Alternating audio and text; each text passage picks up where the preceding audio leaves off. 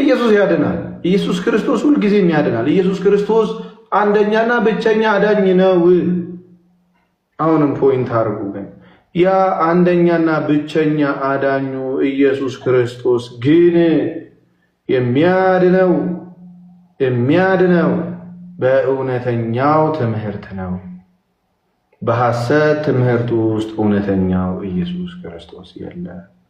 ኢየሱስ ያድናል የሚል ነገር ግን ሥላሴን ጣዖት የሚል አለ። መጽሐፍ ቅዱስን ተሸክሞ እመነኝ፣ እርሱ ኢየሱስ በሚለው ስም የተደበቀ የኢየሱስ ጠላት ነው።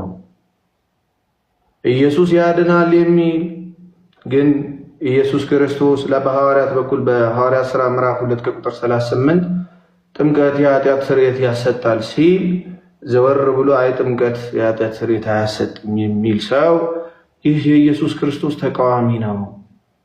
ኢየሱስ ያድናል የሚል ማርቆስ ወንጌል 14:22 ላይ ያለውን የጌታ ኢየሱስ ክርስቶስ እውነተኛ የጌታ ስጋና ደም አይደለም የሚቃወም እሱ ኢየሱስ በሚል ስም የተደበቀ የሐሰተኛው ክርስቶስ ተከታይ ነው።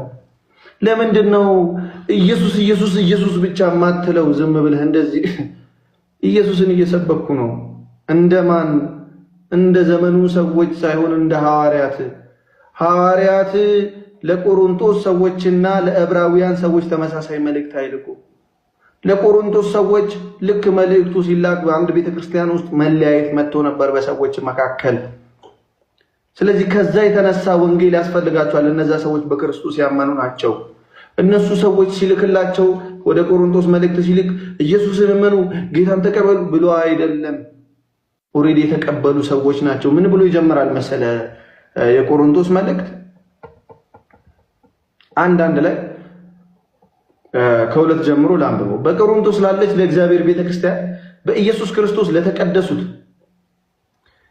የእነርሱና የእኛ ጌታ የሆነውን የጌታችንን የኢየሱስ ክርስቶስን ስም በየስፍራው ከሚጠሩት ሁሉ ጋር ቅዱሳን ለመሆን ለተጠሩት ከእግዚአብሔር ከአባታችን ከጌታም ከኢየሱስ ክርስቶስ ጸጋና ሰላም ለእናንተ ይሁን። ያምናሉ እነዚህ ሰዎች። አሁን ወንጌልን እንደሆኑ ሰዎች ካልሰበክን ኦኬ ወንጌልን አይደለም፣ ወንጌልን እንደ ሐዋርያት እንሰብካለን። ስለዚህ ኢየሱስ ክርስቶስ ያድናል።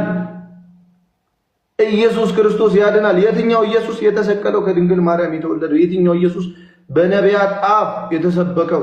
የትኛው ኢየሱስ? ያመነ የተጠመቀ ይድናል ያለው። የትኛው ኢየሱስ? ቂጣ ቆርሶ ይህ ስጋዬ ነው ወይን ቀርቶ ይህ ደሜ ነው ብሎ የሰጣቸው ኢየሱስ። የትኛው ኢየሱስ? ስጋዬን የሚበላ ደሜን የሚጠጣ የዘላለም ሕይወት አለው ብሎ የተናገረው ኢየሱስ። የትኛው ኢየሱስ? ጥምቀት ከክርስቶስ ኢየሱስ ጋር አንድ የምንሆንበት ከሞቱ ጋር አንድ የምንሆንበት መሆኑን በቅዱስ ጳውሎስ በኩል በሮሜ 6:3 ላይ የነገረን ኢየሱስ። እርሱ ኢየሱስ የቤተ ክርስቲያን ራስ የሆነው ኢየሱስ በኤፌሶን 1 ላይ እንደሚናገረው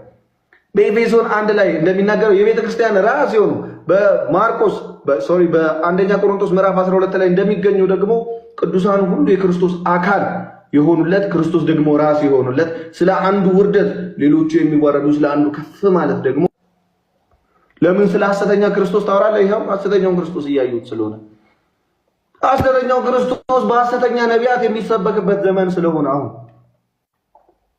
ስለዚህ ለዕብራውያን እንደ ዕብራውያን ሰዎች እነግራቸዋለሁ። ለምን? ስለ ሊቀ ክህነት ስርዓት ስለሚያውቁ። ለአሕዛብ ልክ እንደ አሕዛብ እነግራቸዋለሁ። ለእስራኤል ሰዎች ደግሞ እንደ እስራኤል ሰዎች እነግራቸዋለሁ። ያ ለመናፍቃን እንደ መናፍቃን፣ ለአሕዛብ እንደ አሕዛብ ወንጌል ሊሰበክ ይገባል። ኢየሱስ ክርስቶስን ጭራሹን አላምንም ለሚል ሰው ኢየሱስ ጌታ ነው፣ ኢየሱስን እመን ብለህ ትሰብከዋለህ። ኢየሱስን አምናለሁ ብሎ ግን ትምህርቱ ሲነሳ ጸጉሩን የሚያዛጋው የኢየሱስ ክርስቶስን ትምህርት ላለመቀበል ዳገት የሚቆፍር ሰው ሳይ የኢየሱስ ክርስቶስ በስራው በኩል ኢየሱስ ክርስቶስን በተግባር ስትኖሩ ትድናለህ፣ ያለበለዚያ አትድንም ብዬ እነግረዋለሁ። ልክ ዶክተር በሽታን ሰምቶ መድኃኒት እንደሚያዝልህ ማለት ነው ወይ? ስለዚህ ቤተክርስቲያን ኢየሱስን እንዴት ትሰብኳለች የሚለውን ልናገርና ለዝጋ። ቤተክርስቲያን ኢየሱስን እንደ ሐዋርያት ትሰብከዋለች። ቤተክርስቲያን ኢየሱስን ተቀበል ስትል ወይም ደግሞ አንድን ሰው ዳነ ለማለት 5 መሰረታዊ ትምህርቶችን ታስተምራለች ቤተክርስቲያን። ምን ይባላሉ? ሚስጥረ ሥላሴ፣ ሚስጥረ ሥጋዌ፣ ሚስጥረ ጥምቀት፣ ሚስጥረ ቁርባን፣ ሚስጥረ ትንሣኤ ሙታን ብላ 5 መሰረታዊ ትምህርቶች አሉ። በመጀመሪያ ጌታ ኢየሱስ ክርስቶስ ያስተማረውን ወይም ደግሞ የገለጠውን ሥላሴ የሚለውን ጽንሰ ሐሳብ ሳያምን አንድ ሰው ኢየሱስ ጌታ ነው ቢለኝ ወንድሜና ጌታን ተቀበል ብዬ ሰብከዋለሁ። አየህ አሉ ባይዘው ቴዲ ኦንሊ ጂሰስ የሚባሉ ኢየሱስ ጌታ ነው የሚሉ ኤርሚ ጌታን ተቀበል ይባላል እንዴ በእናንተ? አዎ ይባላል። ጌታ አይ ጥያቄ ነው። እሺ ጌታ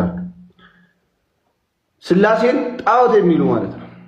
ሥላሴ ብለው የሚያምኑት ክርስቲያኖች ጣዖት ነው የሚሉ ክርስቲያን ነን የሚሉ ግን ኢየሱስ ክርስቶስ ሞቶልኛል፣ ተነስቶልኛል፣ ኢየሱስ ክርስቶስ አምላክ ነው ብለው የሚያምኑ አሉ። ክርስቲያን ነን የሚሉ አየህ፣ ክርስቲያን ነን የሚሉ ቅዱስ ጳውሎስ ጥምቀት ለኃጢአት፣ ቅዱስ ጴጥሮስ ጥምቀት ለኃጢአት ስርየት ነው ብሎ የተናገረውን በሐዋርያት ሥራ ላይ አይ ጥምቀት የኃጢአት ስርየት አያሰጥም የሚሉ በጣም የሚደንቁ ፍጥረቶች አሉ። ባይዘው ኢየሱስን ተቀበል ማለት ኢየሱስ ክርስቶስ በሥጋ መምጣቱን የሚክዱ ሰዎች አሉ።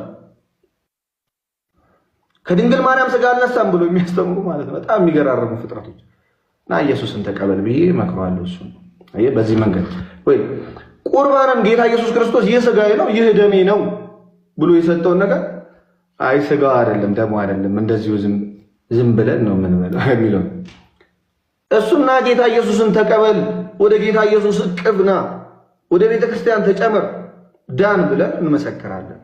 ሌላው ትንሣኤ ሙታን ላይ በጣም የሚገራርሙ ትምህርቶች ኢየሱስ ክርስቶስ ይመጣና የሆነ ዓመት ምድር ላይ ይገዛንና ያስተዳድርና የሚሉ አሉ ባይዘው አሉ።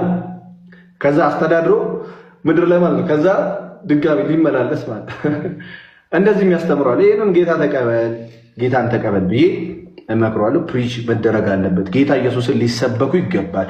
እነዚህን 5 ሚስጥራት ከተቀበለ በኋላ ይመሰክራል። ሰው ክርስቲያን ሊሆን ሲል ምን ብሎ ይመሰክራል? ሁሉን የፈጠረ አንድ አምላክ በሚሆን በእግዚአብሔር አብ እናምናለን። ሰማይና ምድርን የፈጠረ የሚታየውንና የማይታየውን ዓለም ሳይፈጠር ከእርሱ ጋር በነበረ አንድ የአብ ልጅ በሚሆን በአንድ ጌታ በኢየሱስ ክርስቶስ እናምናለን። ከብርሃን የተገኘ ብርሃን፣ ከእውነተኛ አምላክ የተገኘ እውነተኛ አምላክ፣ የተወለደ እንጂ ያልተፈጠረ፣ በባህሪው ከአብ ጋር የሚስተካከል፣ ሁሉ በእርሱ የሆነ፣ በሰማይም ካለው በምድርም ካለው ያለ እርሱ ምንም ምን የሆነ የለም። ስለኛ ስለ ሰዎች እኛን ለማዳን ከሰማይ ወረደ። በመንፈስ ቅዱስ ግብር ከቅድስት ድንግል ማርያም ፍጹም ሰው ሆነ። ደግሞም ስለኛ ተሰቀለ። በጴንጤናዊ በጲላጦስ ዘመን እርሱ መከራን ተቀበለ፣ ሞተ፣ ተቀበረ። በሦስተኛውም ቀን ከሙታን ተለይቶ ተነሳ። በቅዱሳት መጻሕፍት እንደተጻፈ በክብር በምስጋና ወደ ሰማይ አረገ፣ በአባቱም ቀኝ ተቀመጠ። ዳግመኛም በሕያዋንና በሙታን ላይ ለመፍረድ በምስጋና ይመጣል፣ ለመንግስቱም ፍጻሜ የለውም። በመንፈስ ቅዱስ እናምናለን። እርሱም ጌታ ሕይወትን የሚሰጥ ከአብ የሰረጸ ከአብ ከወልድ ጋር በአንድነት እንሰግድለታለን፣ እናመሰግነዋለን። እርሱም በነቢያት አድሮ የተናገረ ነው። ከሁሉም በላይ በምትሆን ሐዋርያት በሰሯት በአንዲት ክብርት ቤተክርስቲያን እናምናለን። ኃጢአት በሚሰረይባት በአንዲት ጥምቀት እናምናለን። የሙታንንም መነሳት ተስፋ እናደርጋለን፣ የሚመጣውንም ሕይወት ለዘለዓለሙ።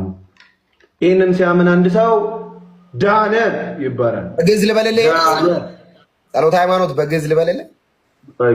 አንድ ደቂቃውን ይጨርስ እናልክ እባክህ። እንደው ቅድም በጣም ሰው እኮ በነገራችን ስነ ስርዓቱ ሁሉ ይገመግማል እኮ። ምክንያቱም ክርስትናቸው እንዴት ነው ህይወታችሁ እኮ ያጣቃላችሁ። ይሄ ሃይማኖት እውነት ነው። ስሜታዊነት ለክርስትና ጸር ነው እና ስሜታዊ ነው። ለጆሮ የሚቆረቁር ነገር ብንሰማ ችለን እንስማ። ከዛ በኋላ ምን እናገረው ነገር ካለ እናገራለን። በቁም ነገር ስሜታዊነት ለክርስትና ጸር ነው። እሺ እንደው ቅድም የሆነ አካል ከልክሎን አልነበረም? አክቹዋሊ እኛ ሲያወራ እሱ ሁለተኛ ሌላው ካላደመጥከው እንዴት ነው የምታስረዳው? አንተ ብቻ የገባህን ብቻ ይዘህ ነው የምትሄደው ማለት ነው። ባላንጣው ከአንተ በተቃራኒ ያለን ወገን ምንድን ነው የሚናገረው? ለካስከፈ ካላደመጥከው ጆሮ ሰጥተህ ታዲያ ምንድን ነው ታዲያ? የቱ ጋር ነው ልታስተምር? የቱ ጋር ነው ይሄ ነው ስህተት ይሄ ነው ትክክል የምትለው? ታዲያ እንዴት ነው?